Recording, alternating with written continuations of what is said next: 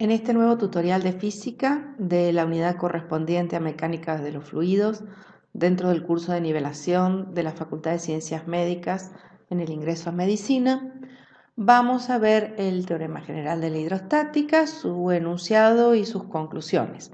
Es decir, continuamos con líquidos en reposo. Para analizar el teorema general de la hidrostática vamos a hacer algunas consideraciones previas. Vamos a considerar una masa de fluido en reposo dentro de un recipiente y dentro de esa masa fluida vamos a considerar una pequeña porción de ella.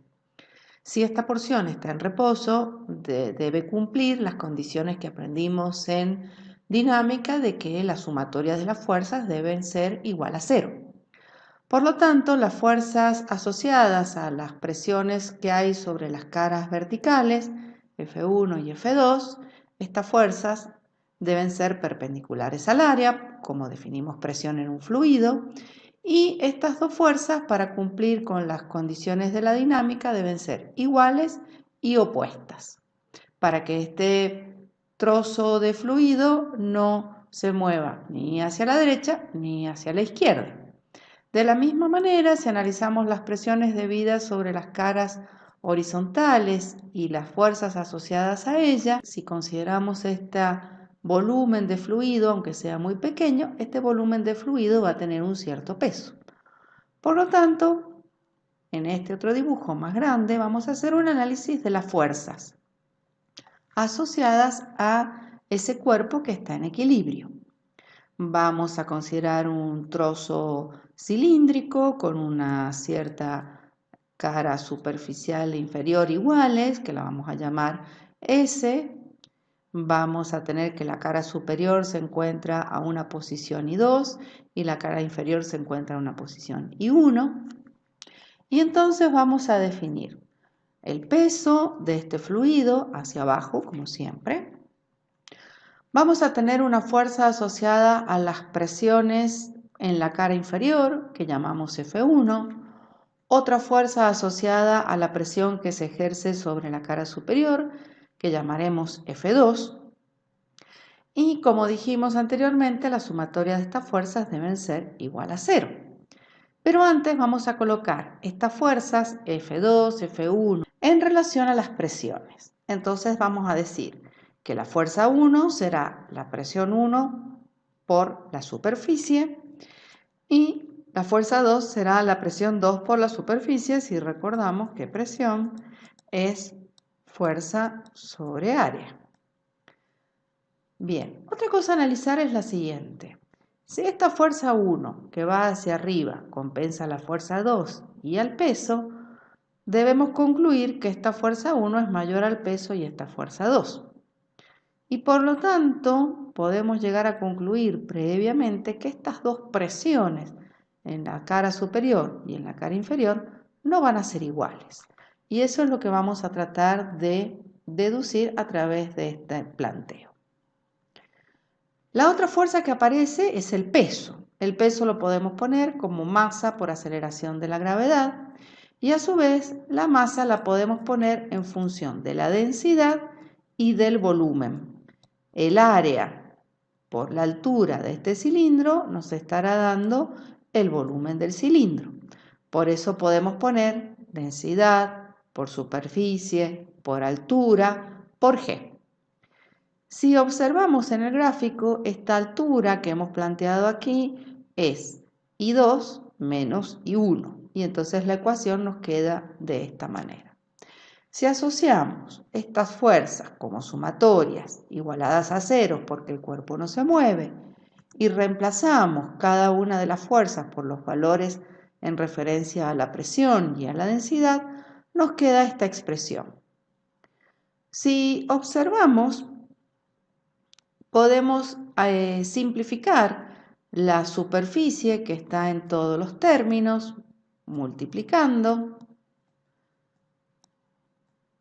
Es como si la sacáramos factor común y la pasáramos al otro miembro dividiendo, entonces la podemos simplificar.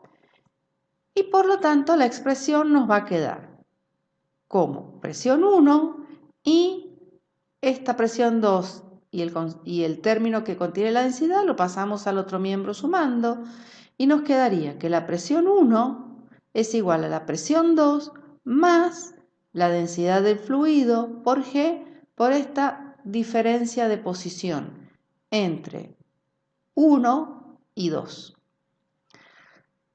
Como vemos, la presión en la cara inferior es mayor a la presión en la cara superior, algo que habíamos comenzado a dilucidar cuando comenzamos a relacionar las fuerzas.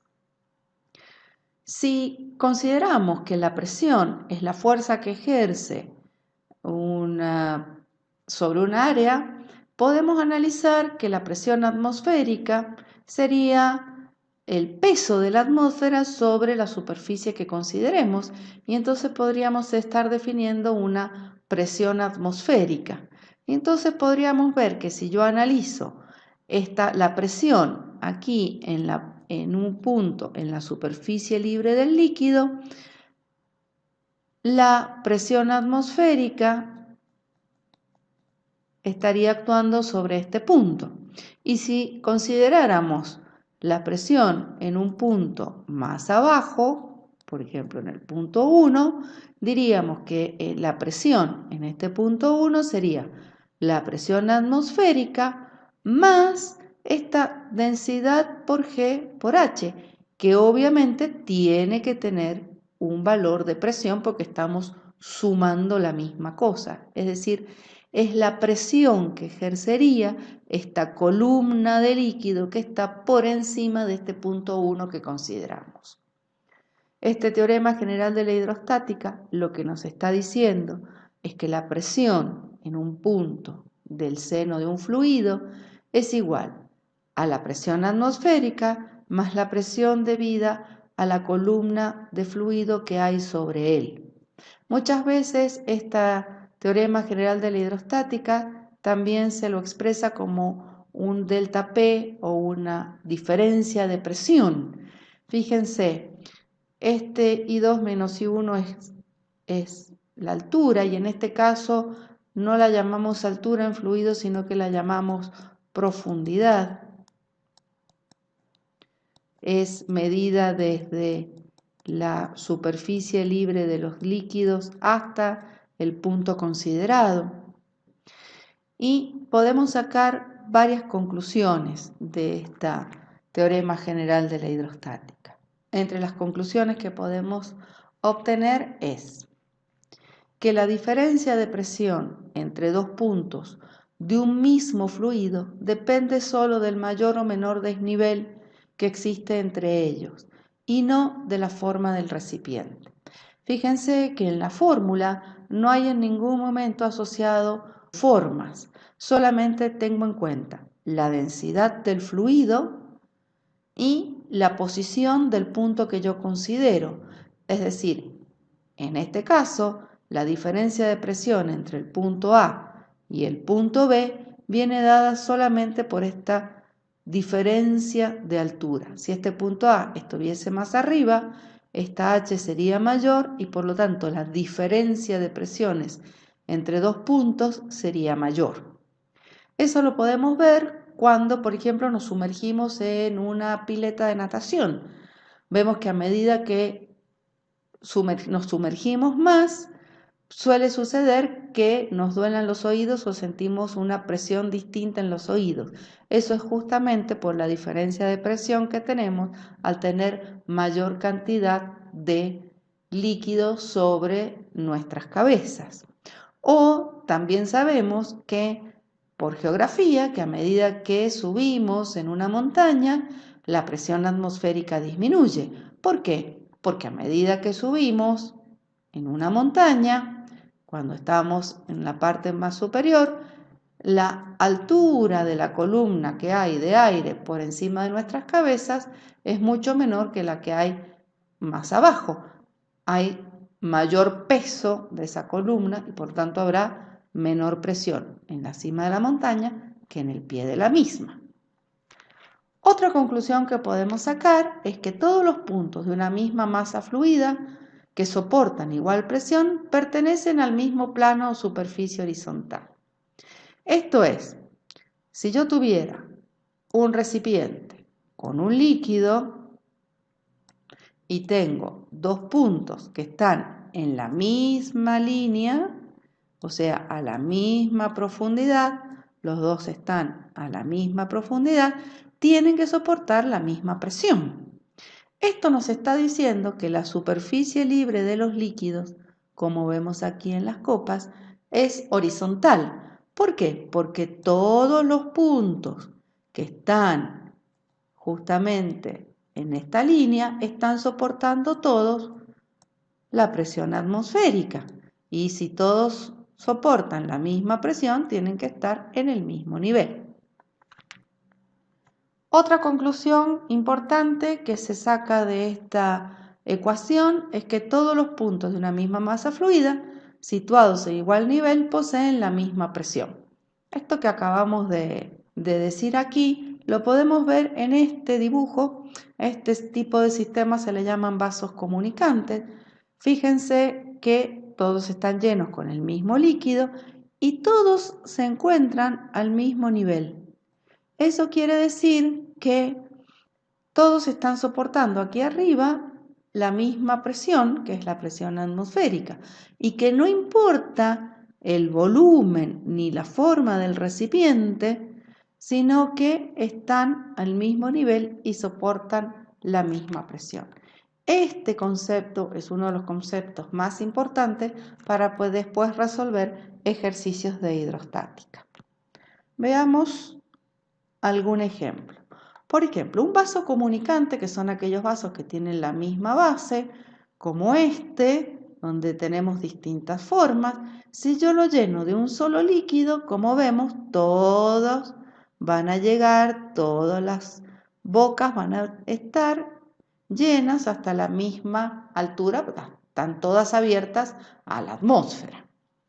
Si yo tuviera un tubo en U y lo llenara con alguna sustancia, como puede ser mercurio, vemos, llegan a la misma altura. Con el mismo líquido llegarían a la misma altura, siendo las ramas iguales o desiguales, como en este caso de la figura de la izquierda. Los dos están iguales. Ahora supongamos que agrego en una de las ramas agua, un líquido no miscible. Entonces, obviamente, estoy agregando un cierto peso, una cierta fuerza, y entonces este nivel que teníamos originalmente se va a desplazar, se va a mover hacia abajo. Y las ramas van a tener un cierto desnivel, o sea, la rama de agua va a tener una cierta altura y la rama de mercurio también va a tener una altura distinta. ¿Respecto de dónde? Respecto de la interfase. ¿Qué es lo que vemos? Que en la interfase, en este punto 1 y en este punto 2, tenemos el mismo fluido, mercurio. En estos dos puntos deberíamos tener, según el teorema general de la hidrostática, la misma presión. Es decir, que la altura de agua que yo tengo por aquí arriba me ejerce la misma presión que esta altura de mercurio que tengo aquí. Como sabemos, el agua es menos densa que el mercurio y si recordamos la ecuación que encontramos recién, esta columna de agua que tiene una densidad menor va a tener una altura mayor que esta columna de mercurio que tiene una densidad mayor y por lo tanto una altura menor para que los dos tengan la misma presión. Con este concepto podemos ver las presiones y definir esto que vamos a utilizar tanto en los ejercicios de hidrostática. Volvemos a tener el mismo caso de recién y sabemos que en el tubo en U, ¿sí? En el fondo, aquí, en el fondo del tubo en U, la presión tiene que ser la misma. Entonces, yo puedo encontrar la presión que me ejerce toda esta columna de fluido desde la rama izquierda. Y entonces, ¿qué voy a tener? Esto es la presión que me ejerce el agua. Y entonces, ¿qué va a ser? La densidad del agua por G por esta altura 1, más